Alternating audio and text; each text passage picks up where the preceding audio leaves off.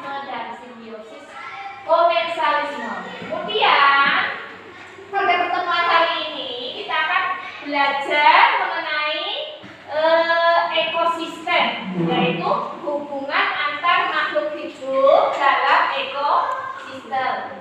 Oh ya, sebelum kita masuk ke bab selanjutnya ya, Ibu harapkan kamu selalu menjaga protokol kesehatan dengan cara mencuci tangan pakai sabun, memakai masker dan menjaga jarak. Ya, tujuan pembelajaran pada pagi hari ini diharapkan anak-anak dapat mengidentifikasikan hewan berdasarkan tingkat urutannya dalam rantai makanan.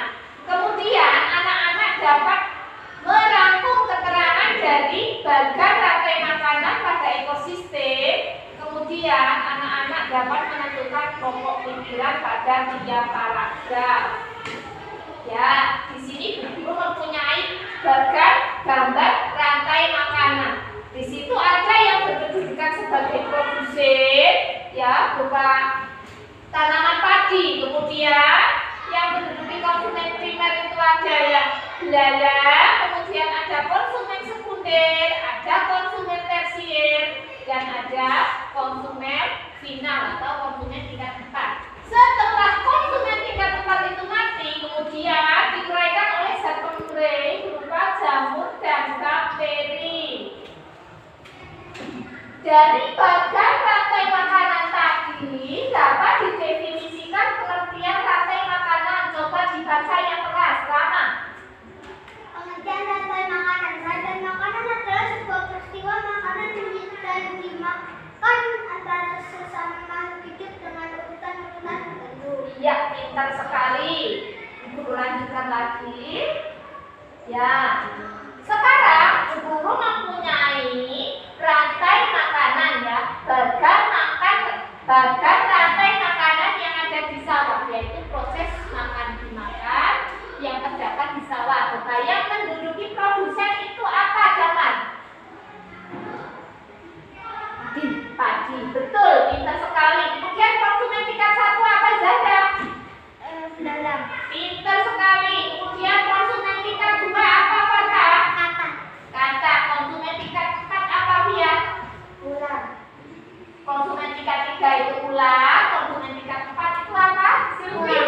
Elang. Ya, pintar sekali. Setelah elang itu mati, kemudian diuraikan oleh zat pengurai, yaitu jamur dan bakteri. Selain di daratan, di lautan juga terjadi proses makan dan dimakan, ya, yaitu rantai makanan di laut. Di sini yang berkedudukan sebagai produsen itu apa, Jaman? Pintar sekali. Konsumen tingkat 2 apa, Rama? Ikan kecil. Pintar. Konsumen tingkat 3 apa, Marsha? Ikan besar. Konsumen tingkat 4 itu apa, Fia? Paus bergigi. Paus bergigi. Setelah paus itu mati, kemudian diuraikan oleh zat pengurai, yaitu jamur dan bakteri. Ya, kita tadi sudah membahas tentang bagian rantai makanan, kemudian pengertian rantai makanan, kemudian rantai makanan yang ada di sawah, dan rantai makanan yang ada di laut. Di sini guru mempunyai lembar EKTD. Ini nanti kamu kerjakan secara berkelompok bersama dengan teman-temanmu ya.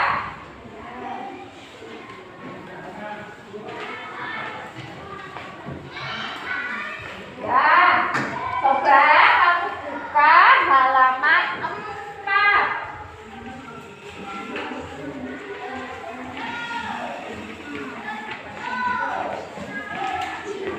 Dibuka halaman 4. Di situ ada gambar rantai makanan. Kemudian untuk soal yang pertama, kamu disuruh menjelaskan tingkatan profit dalam rantai makanan tersebut. Kemudian disuruh menulis pengamatan. Ayo dikerjakan.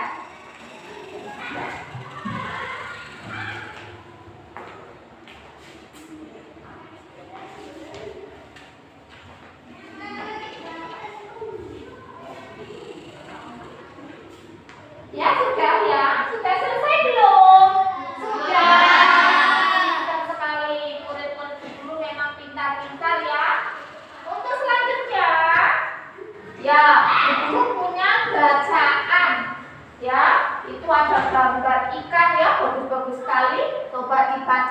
keras, dari situ Mas Rama.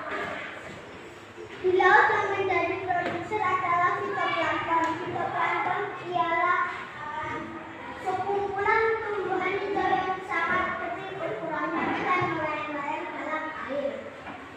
Konsumen satwa adalah zooplankton.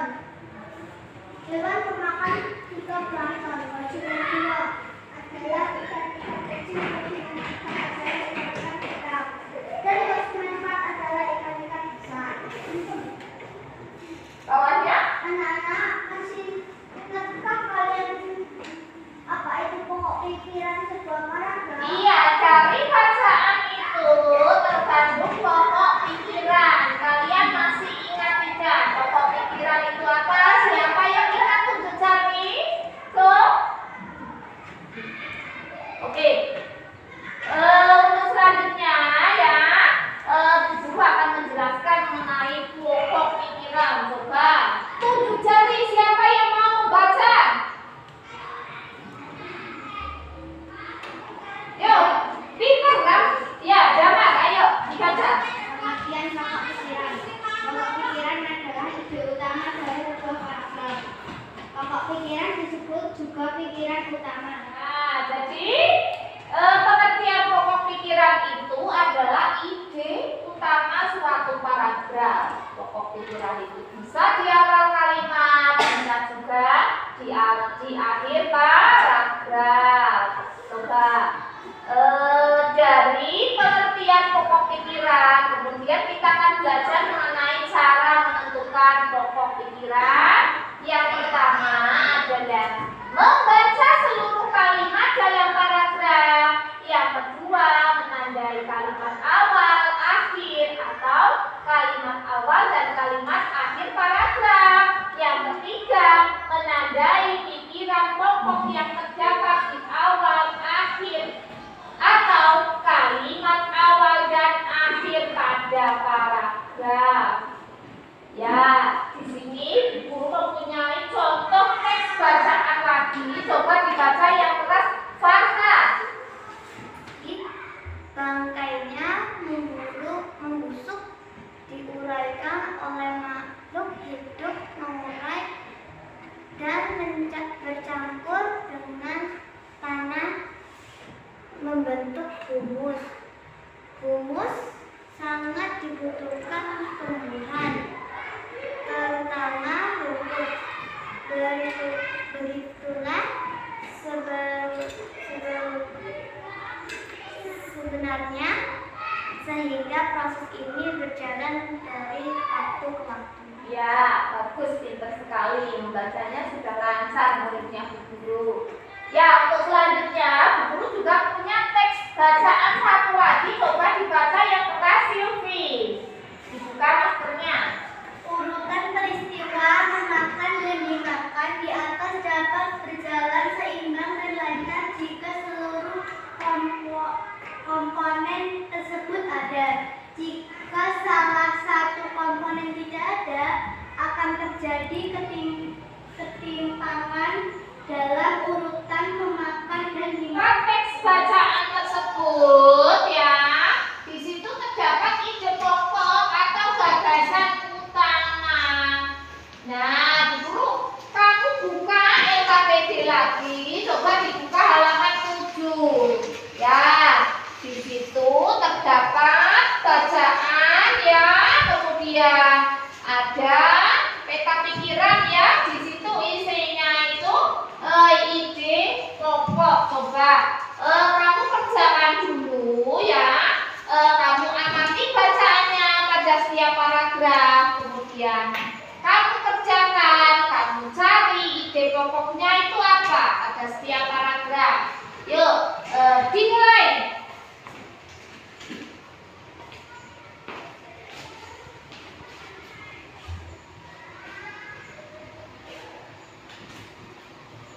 Ya, sudah selesai belum anak-anak? Sudah. Ya, Bu lanjutkan lagi.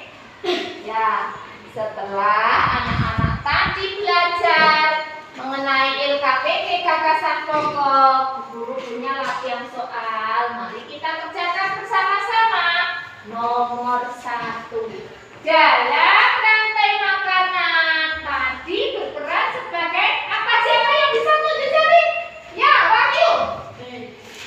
Jawabannya ya B. Apa itu?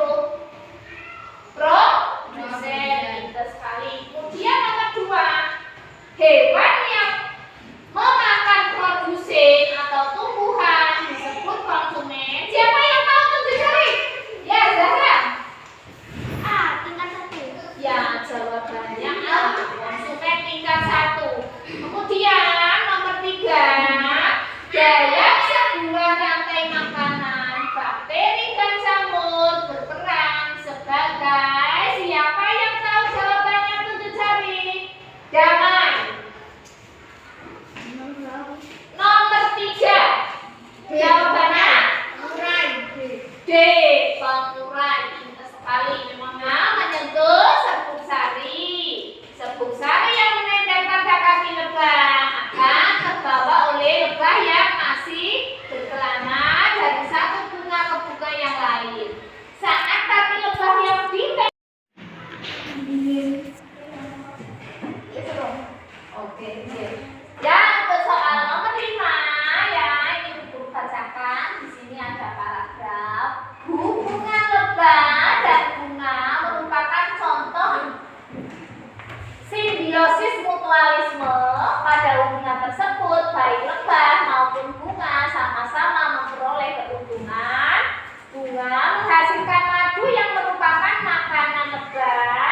Lebah membantu proses penyerbukan pada tumbuhan. Pada saat lebah menghisap madu, kaki-kakinya menyentuh serbuk sari. Serbuk sari yang menempel pada kaki-kaki lebah akan terbawa oleh lebah yang masih berkelana dari satu bunga ke bunga yang lain. Saat kaki lebah yang ditempeli oleh serbuk sari tersebut menempel pada putik bunga lain, terjadilah penyerbukan yang kelak akan terjadi proses pembuahan.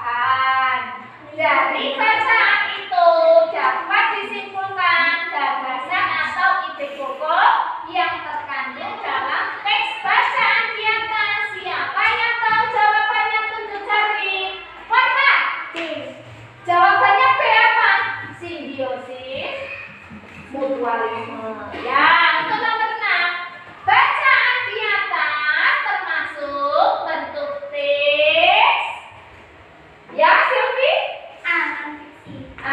Non fiksi. Pintar sekali. Ya, tadi kita sudah belajar tentang rantai makanan yang ada di sawah, kemudian rantai makanan yang ada di laut, kemudian menentukan ide pokok suatu paragraf,